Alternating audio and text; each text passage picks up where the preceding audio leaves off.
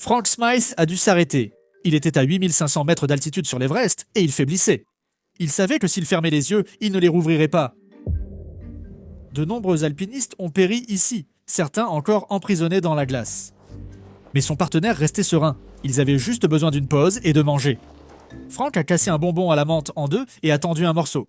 Mais il n'y avait personne. Frank savait qu'il n'était pas seul. Il a vécu quelque chose que des milliers de personnes en danger vivent. Une présence invisible, calme et familière, toujours là quand on est sur le point de mourir. Les scientifiques le nomment le troisième homme. Ils ont même construit une machine capable de l'invoquer. Mais ce que la machine crée et ce que décrivent les survivants, ce sont deux choses très différentes.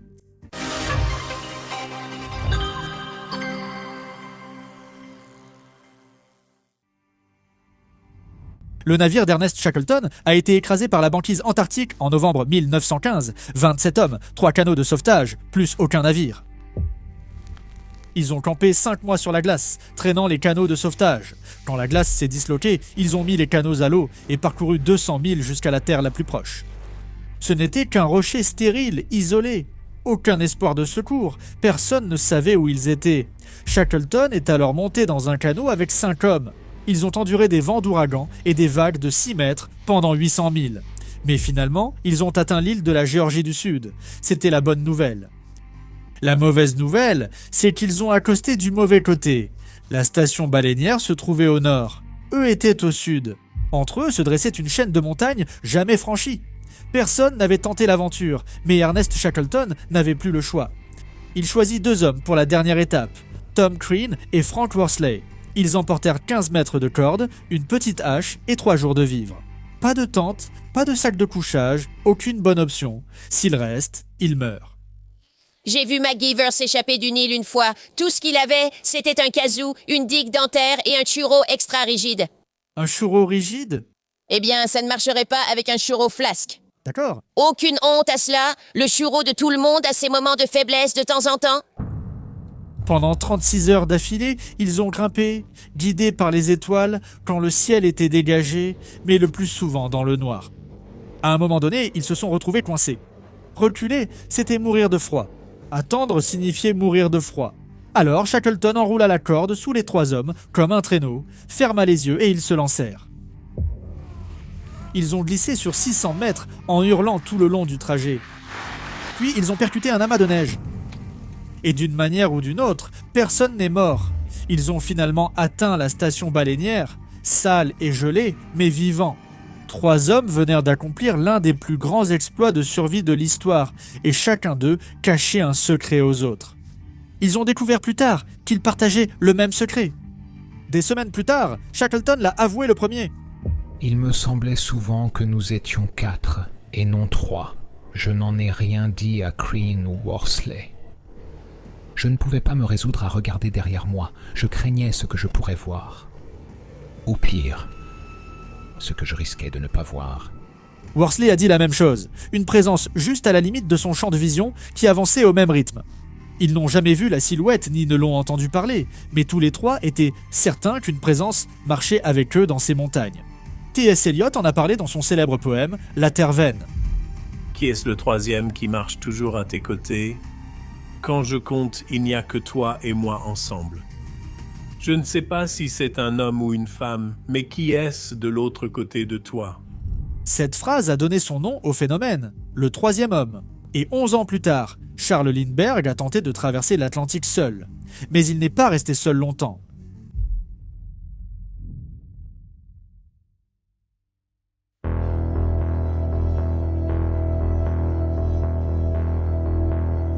Le 20 mai 1927, Charles Lindbergh est monté à bord d'un avion monomoteur à Roosevelt Field, sur Long Island. Il allait voler sans escale jusqu'à Paris, 33 heures au-dessus de l'océan, seul. De nombreux pilotes avaient essayé, sans succès. Oh, tu parles de Sir Bertrille ? Quoi ? Tu as dit nonne en anglais. Sir Bertrille est la seule nonne volante que je connaisse. Non, personne, dans le sens aucun pilote. Comment oses-tu ? Sally Field n'est pas personne. Je l'aime bien, je l'aime vraiment. Le problème a commencé avant son départ. Lorsqu'il a atteint l'Atlantique, il en était à son 2e jour sans sommeil. 22 heures après le début du vol, il s'est senti faiblir. En dernier recours, il a pointé l'avion droit vers le bas et a plongé. Et juste avant de toucher l'eau, il l'a redressée et a volé si bas que les vagues projetèrent de l'eau dans le cockpit. Même l'eau glacée n'a pas suffi. Lindbergh allait s'écraser et il le savait. Puis, juste avant d'abandonner, le cockpit s'est rempli de gens. Pas une seule présence, plusieurs. Lindbergh les appelait des fantômes. Ils semblaient calmes, amicaux, même familiers. Ils lui ont signalé un problème de navigation. Ils l'ont aidé à changer de cap. Et même s'il n'y avait rien derrière son siège, à part des réservoirs de carburant et pas assez de place pour étendre ses jambes, il pouvait les sentir, tous autour de lui tenant compagnie, le maintenant éveillé, le maintenant en vie. Ces fantômes parlent avec des voix humaines, des formes amicales, semblables à de la vapeur, sans consistance, capables d'apparaître et de disparaître à volonté. Je vole dans une région au-delà du champ de l'expérience humaine, où le temps et l'espace semblent avoir changé. Les fantômes sont restés des heures, réconfortants, assurant que tout irait bien. Au loin, il a vu des vagues blanches s'écraser sur la côte verte de l'Irlande, la terre.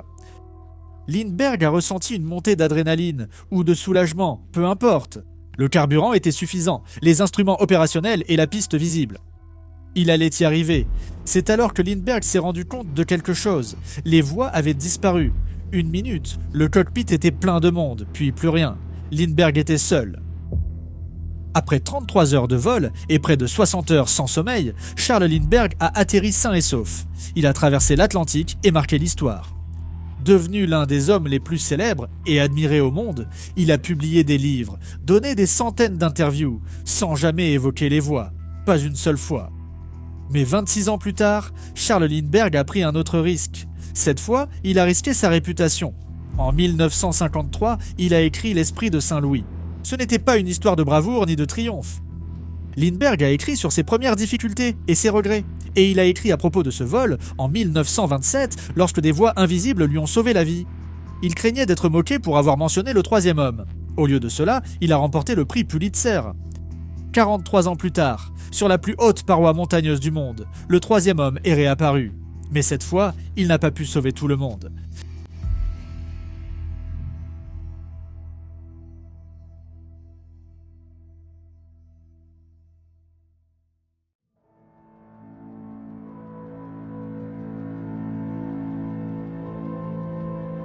Le 29 juin 1970, Reinhold Messner et son frère Günther ont atteint le sommet du Nanga Parbat au Pakistan, surnommé la montagne tueuse en raison de sa longue et mortelle histoire. Ils auraient dû être en train de célébrer. Ils venèrent de devenir les premiers à gravir la plus haute paroi montagneuse de la Terre, 450 mètres de roche et glace à la verticale. La nuit tombe, et maintenant ma garde commence. Elle ne prendra fin qu'à ma mort. Le voilà qui y va. Je ne prendrai pas d'épouse, ne posséderai pas de terre, ne serai père d'aucun enfant. Tu as fini ? Pourquoi le mur était-il une punition? Pas d'épouse, pas d'enfant? Je le ferais volontiers. Oh, tu n'as pas touché ta pension alimentaire? Ne me blâme pas, blâme le corbeau. Grimper jusqu'au sommet avait été facile, mais Günther avait maintenant des ennuis. Étourdi, la vision brouillée, du liquide dans les poumons, il savait que c'était le mal d'altitude. Il ignorait la gravité de la situation, mais savait qu'il ne pourrait pas redescendre. Reinhold a donc décidé de descendre par un autre versant de la montagne. La descente était plus courte, mais il connaissait peu le terrain et n'était pas prêt à prendre un autre chemin. Pourtant, c'était la meilleure chance pour Günther de survivre. Ils ont commencé à descendre lentement, mais malgré cela, Günther n'arrivait pas à suivre. Chaque fois que Reinhold se retournait pour vérifier où il en était, il le voyait de plus en plus loin derrière. Ils étaient à plus de 300 mètres d'altitude. Reinhold a commencé à paniquer. C'est alors qu'il a remarqué le troisième grimpeur. Ni devant ni derrière, juste à sa droite, quelques pas en retrait, juste hors de son champ de vision. Reinhold n'a jamais vu directement la silhouette, mais elle avançait régulièrement et calmement pendant des heures. Soudain, il y avait un troisième grimpeur avec nous, descendant à ma droite. Je pouvais sentir sa présence. Cependant, le troisième homme ne put sauver tout le monde. Près du pied de la montagne, une avalanche s'est abattue.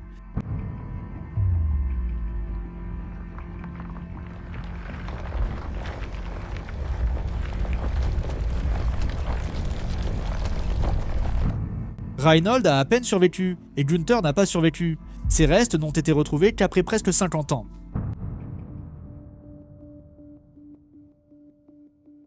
En 1985, deux alpinistes britanniques, Joe Simpson et Simon Yates, descendaient la face ouest du Sioux-la-Grande lorsque Joe a glissé et s'est fracturé la jambe. C'était une blessure grave. L'os traversait la peau, et à plus de 6000 mètres d'altitude, aucun secours n'était possible. Ils ont alors inventé un système. Ils avaient une corde de 90 mètres, une extrémité attachée à chacun d'eux. Simon descendait Joe lentement, le laissait se positionner avec sa jambe valide, puis le rejoignait. Et ils ont fait ça pendant des heures. 900 mètres d'agonie.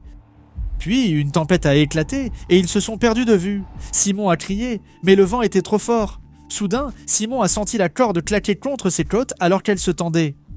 Une rafale a fait tomber Joe de la montagne, alors tout son poids tirait sur Simon. Simon s'est accroché du mieux possible, mais il avait les mains gelées et il ne lui restait qu'un seul ancrage. Si Joe ne s'accrochait pas vite, ils allaient tomber. Simon a tenu cette corde pendant 1 heure entière alors que la tempête empirait. Puis il a entendu un bruit sourd de frottement. Son dernier ancrage commençait à céder.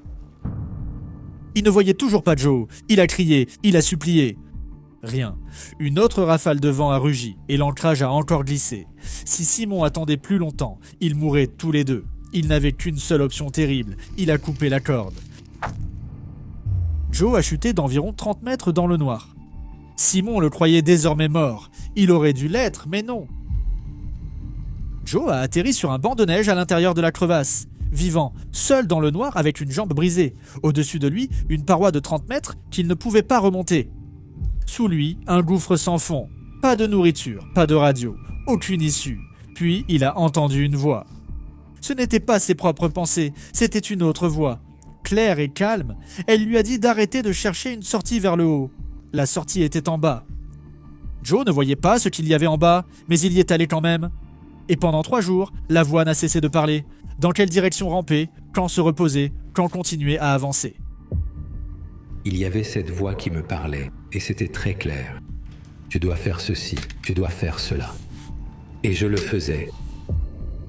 Joe a traîné une jambe brisée à travers des champs de rochers et 3 glaciers. Il s'est traîné jusqu'au camp, juste au moment où Simon était en train de tout ranger.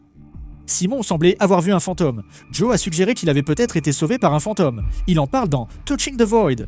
Il ne croyait pas aux fantômes, ni à Dieu, ni aux anges gardiens, ni à rien de tout ça. Mais il croyait que cette voix était réelle, et il savait qu'elle lui avait sauvé la vie. 2 cas, 2 montagnes. Une présence a regardé un homme mourir sans pouvoir l'empêcher. Une autre a sorti un homme d'un trou dans la glace. Quoi qu'il en soit du 3e homme, il n'agit jamais 2 fois de la même façon. 12 ans plus tard, une plongeuse spéléologue a perdu sa ligne de vie à 30 mètres sous l'eau. Il lui restait 20 minutes d'air, et l'étranger venu la chercher n'était pas invisible. Elle le connaissait.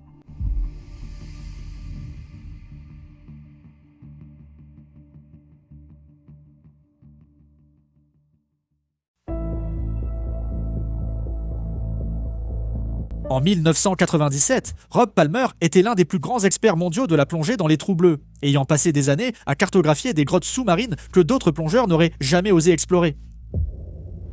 Cet été-là, il est parti plonger en mer Rouge, et il n'est jamais revenu. Quelques semaines après la mort de Rob, sa veuve est retournée dans l'eau. Stéphanie Schwab était géologue. Elle étudiait les grottes sous-marines des Bahamas, le même territoire sur lequel travaillait son mari. Elle était allée dans ces grottes des dizaines de fois. Elle s'est équipée seule et est descendue dans une grotte appelée l'Antre de la Sirène. L'Antre de la Sirène, c'est bien le club sur Flamingo avec buffet ouvert 24 heures sur 24, non? Non, c'est une grotte. Oh, tu m'étonnes. C'est le genre d'endroit où tous les soirs sont des soirées pole dance. Une grotte sous-marine. Eh bien, le mardi... D'accord, ça suffit. La plongée en grotte fonctionne comme ceci. Tu t'attaches à un fil d'Ariane en entrant. C'est ce fil qui te permet de retrouver la sortie. La grotte est totalement noire. La visibilité se compte en pouces. Si tu perds le fil d'Ariane, la grotte te tue. Stéphanie a perdu le fil d'Ariane. Elle avait une quantité limitée d'air dans ses bouteilles. Elle a tendu la main dans le noir et n'a rien senti. Sa respiration s'est accélérée et respirer fort en profondeur consomme l'air très rapidement. Puis elle a entendu une voix. Stéphanie, arrête. Attends. Calme-toi. Tu vas t'en sortir. Elle connaissait cette voix. C'était Rob. Elle s'arrêta et le sentit juste à côté d'elle en train de l'aider. Respire, ma chérie. Respire, c'est tout. Fais-moi confiance, d'accord? Stéphanie ralentit sa respiration et sentit la panique disparaître. Bien. D'accord, j'ai besoin que tu atteignes environ 1 mètre au-dessus de ta tête, légèrement sur ta gauche. Ne te précipite pas. Tâte simplement autour de toi. Elle a levé la main et touché la corde de guidage, juste au-dessus d'elle depuis le début. Bien. Je savais que tu pouvais le faire. Reste calme, tu as assez d'air. Tu as déjà fait ça 100 de fois. Suis la ligne, ne te précipite pas. Tu vas t'en sortir. Stéphanie a suivi la ligne à travers la grotte jusqu'à l'eau libre. Dès qu'elle a émergé à la surface, la présence avait disparu. Elle n'a jamais vu son mari, mais elle l'a entendu et il l'a sauvé. Et puis il a disparu. Mais le récit le plus spectaculaire ne venait pas d'une montagne, d'un océan ou d'une grotte. Il venait de l'intérieur d'un gratte-ciel en feu, un mardi matin de septembre.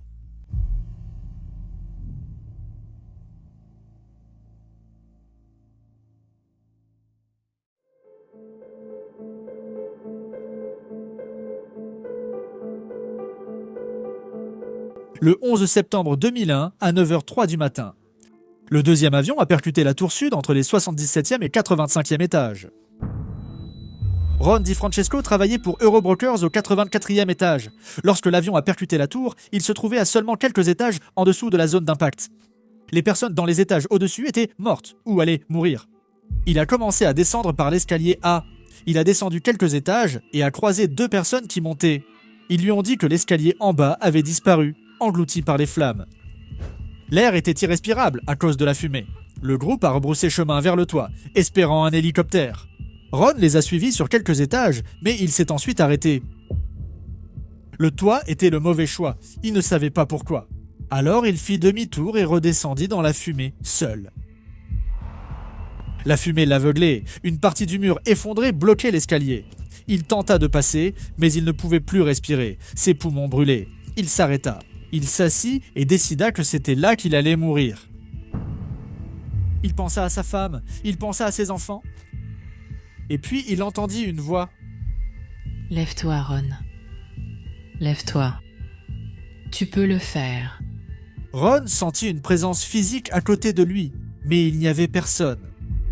On m'a conduit vers les escaliers. Je ne pense pas que quelque chose m'ait attrapé la main, mais j'ai clairement été guidé. La présence l'a guidé vers le bas, à travers la fumée et le feu. À un moment donné, elle l'a mené directement dans les flammes. Personne de sain d'esprit ne court vers le feu, mais Ron l'a fait. Ses mains ont brûlé, son visage a brûlé, mais il a réussi à passer la zone d'impact. Puis la voix a disparu. Ron a continué. Il a atteint le hall, il est sorti en courant du bâtiment. Il était à peine à 2 pâtés de maison lorsque la tour sud s'est effondrée. Ron DiFrancesco a été la dernière personne à s'échapper vivante de la tour sud. Plus de 600 autres personnes dans ce bâtiment sont mortes ce jour-là. Tous ceux qui se trouvaient au-dessus du 78e étage. Tous ceux qui se sont dirigés vers le toit. Ron affirme qu'il n'aurait pas survécu sans cette présence invisible mais ressentie. Le journaliste John Geiger a passé 5 ans à recueillir de tels témoignages d'alpinistes, marins et soldats. Il a trouvé des centaines de cas et les a publiés dans un livre intitulé « Le facteur du troisième homme ». Shackleton dans la glace, Lindbergh au-dessus de l'océan, Stéphanie sous l'eau et Ron dans une cage d'escalier en feu. 100 ans d'histoire que personne ne pouvait expliquer. Puis, en 2006, des neuroscientifiques en Suisse ont trouvé un moyen d'invoquer le troisième homme. Tout ce que vous avez à faire, c'est de le laisser vous ouvrir le crâne et de rester éveillé pendant qu'il le fait.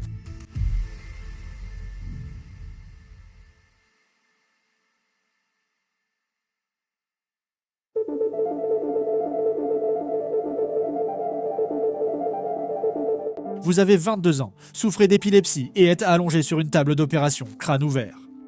Vous restez éveillé pour décrire vos sensations au médecin quand il touche à votre cerveau. C'est pour qu'il sache où couper. À 1 pouce ou 1 centimètre près, vous pourriez perdre la parole, tomber dans le coma ou mourir.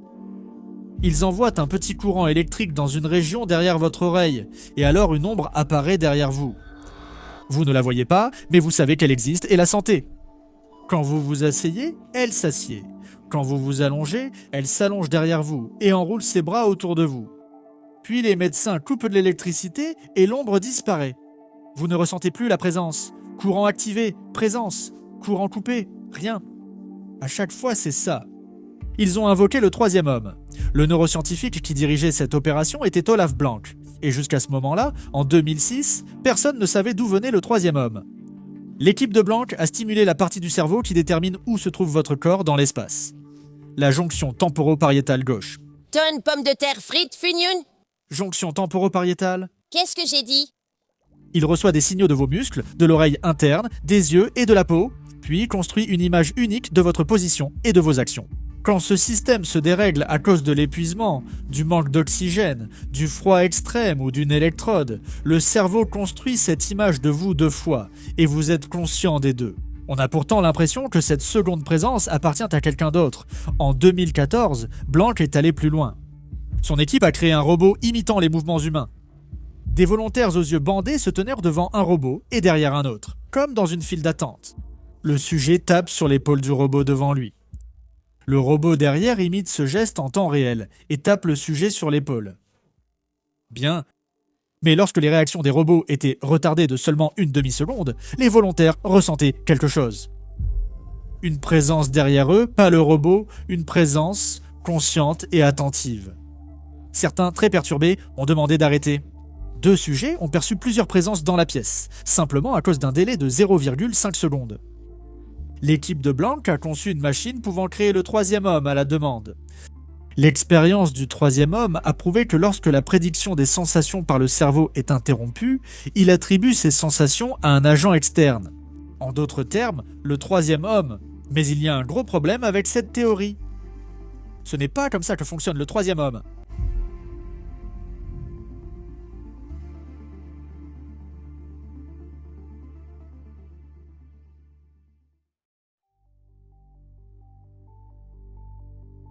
En 2014, des chercheurs ont créé une expérience robotique destinée à reproduire la sensation de présence en conditions contrôlées. Cela a fonctionné, une présence est apparue. Mais ce n'était rien de comparable au troisième homme. Les sujets ont décrit une entité sombre qui les mettait mal à l'aise, voire les effrayait. Ce n'est pas comme ça que fonctionne le troisième homme. Il ne crée pas la peur, il l'enlève. Chaque survivant décrit une présence apaisante, rassurante et encourageante. Le mécanisme correspondait, mais l'expérience non. Alors, le troisième homme est-il réel ? Eh bien, analysons cela. L'explication des sceptiques est simple. Sous un stress extrême, le cerveau fonctionne mal. Il hallucine une seconde personne créée à partir de ses propres signaux. Blanc l'a prouvé en stimulant la jonction temporopariétale. Déjeuner pirate offert. Temporoparié, laisse tomber. Électrode activée, le fantôme apparaît, désactivé, il disparaît. Son équipe a reproduit l'effet chez des personnes saines en quelques minutes. Le troisième homme, c'est le cerveau qui se parle à lui-même et qui ne reconnaît pas sa propre voix. Et cette explication correspond à chaque survivant. Shackleton était resté éveillé pendant 36 heures dans un froid glacial. Lindbergh n'avait pas dormi depuis plus de 2 jours. Joe Simpson souffrait d'hypothermie avec une jambe brisée. Et Ron DiFrancesco respirait de la fumée et du monoxyde de carbone. Mais la théorie du dysfonctionnement n'explique pas l'essentiel. Le troisième homme aide. Les hallucinations dues au manque d'oxygène sont chaotiques. Des murs qui fondent, des silhouettes hostiles, la panique. Le troisième homme, c'est l'opposé. Il est calme, il donne des instructions, il connaît la sortie. Et il est constant. En 1943, le neurologue britannique MacDonald Critchley a interrogé près de 300 survivants de naufrages. C'était 60 ans avant que Blanc n'utilise une électrode. Critchley a trouvé le même schéma. Présence calme, conseil précis, disparaît lorsque le danger prend fin. Chrétien et athée. 1916 et 2001, alpinistes et employés de bureau. Ils décrivent tous la même chose. Une autre théorie mérite aussi d'être mentionnée. En 1976, le psychologue Julian Jaynes a soutenu que les humains anciens n'avaient pas le même type d'expérience intérieure que nous avons aujourd'hui. Ils entendirent des voix, des ordres provenant de l'hémisphère droit du cerveau, et les interprétaient comme des dieux. Jaynes appelait cela l'esprit bicaméral. La théorie dit que sous un stress extrême, le cerveau revient à cet ancien système d'exploitation. La voie de commandement réapparaît. Cela semble de la science-fiction, mais cela s'accorde plus à ces théories qu'à un cerveau défaillant. Mais voici une question sans réponse.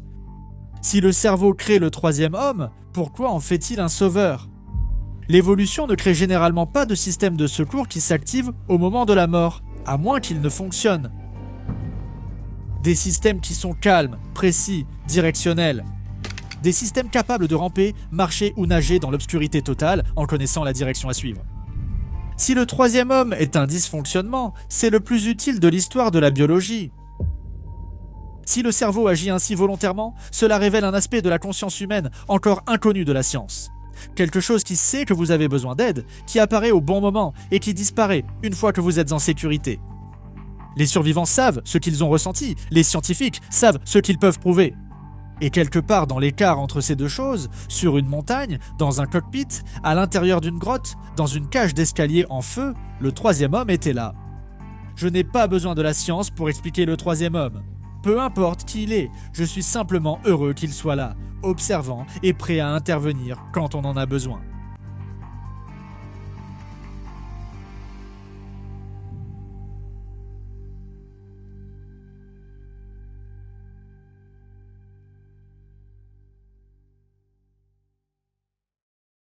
Merci d'avoir été avec nous aujourd'hui. Je suis Ajay et voici Ecclefish. Tu m'aimes vraiment.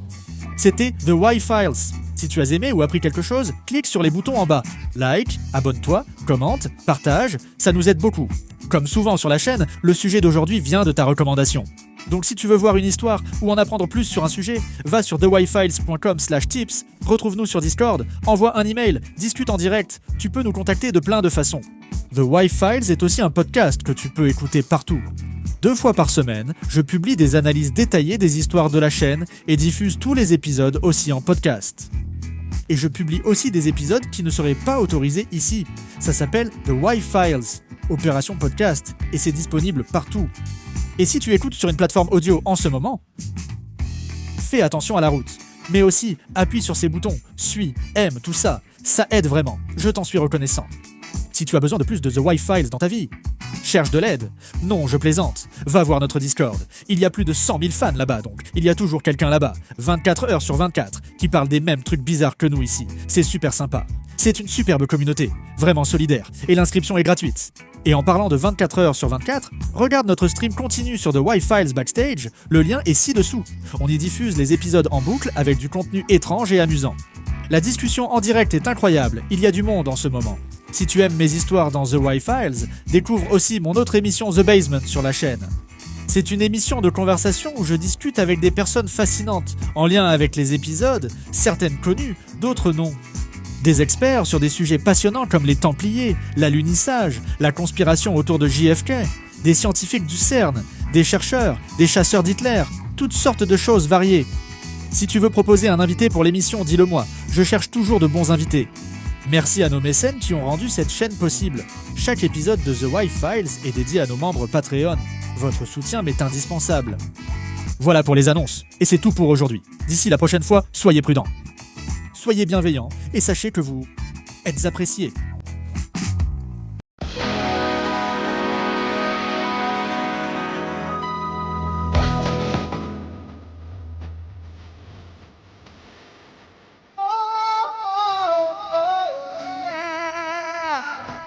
I play Polybius and Area 51. A secret code inside the Bible said I would. I love my UFOs and paranormal fun, as well as music, so I'm singing it like I should. But then another conspiracy theory becomes the truth, my friends, and it never ends. No, it never ends.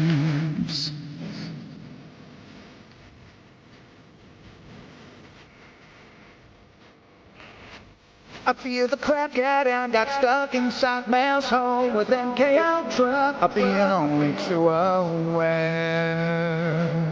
Did Stanley Kubrick fake the moon landing alone on a film set with the shadow people there? The Roswell aliens just fought the smaller man, I'm told, and his name was Cole. I can't believe I'm dancing with the bitches, and the bitch on Thursday nights with AJ2, and the Wi-Fi's not ready on to the night. All I ever wanted was to just hear the truth, so the Wi-Fi's on the beat all through the night.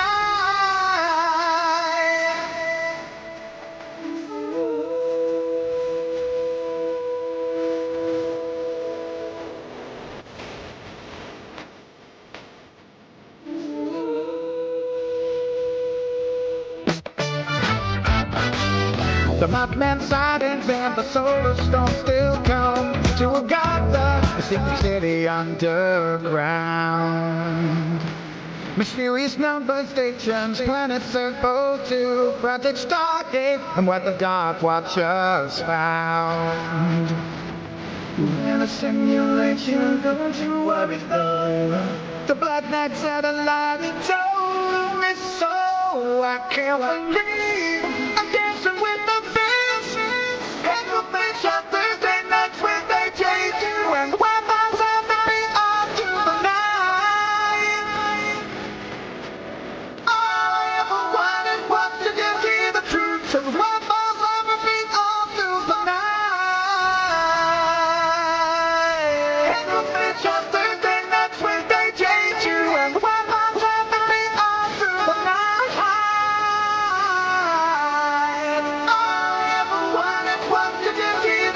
So what was on my feet all through the